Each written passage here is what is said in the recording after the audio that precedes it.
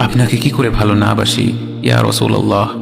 যখন আপনি আমাকে ভালোবেসেছেন সেই 1400 বছর আগে, যখন আপনি আমাকে মিস করতেন, আশা করতেন যেন আমার সাথে দেখা করতে পারেন, অথচ তখনও আমি জন্মই হইনি।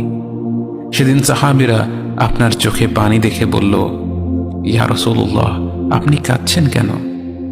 আপনি বললেন, আমার ভাইদের খুব দেখতে ইচ্ছে করছে।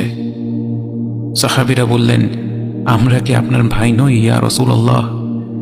আপনি বললেন, না, তোমরা আমার সাহাবী।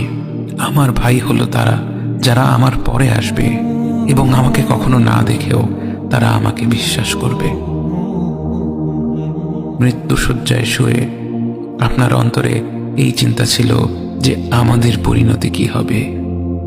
উম্মতি উম্মতি বলতে বলতে আপনি আপনার রবের নিকট ফিরে গিয়েছেন।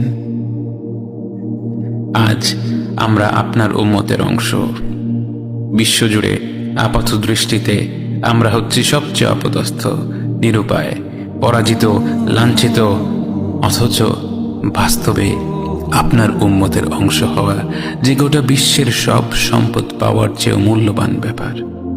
আজ আমার মনে যত আশা, যত আকাঙ্ক্ষা, যত স্বপ্ন, যত চাহিদা, সব কিছু পেয়ে গেলেও নিজেকে এতটা সৌভাগ্যবান মনে করতাম না যতটা মনে হয় আজ আপনার উম্মতের একজন হতে পেরে। কাল হাসরের ময়দানে যখন গোটা মানব জাতি এক নবী থেকে আর এক নবীর কাছে ছুটে যাবে, আল্লাহ যেন বিচার প্রক্রিয়া শুরু করেন এবং প্রতিটি নবী নাফসি নাফসি বলে মানুষকে ফিরিয়ে দিবে।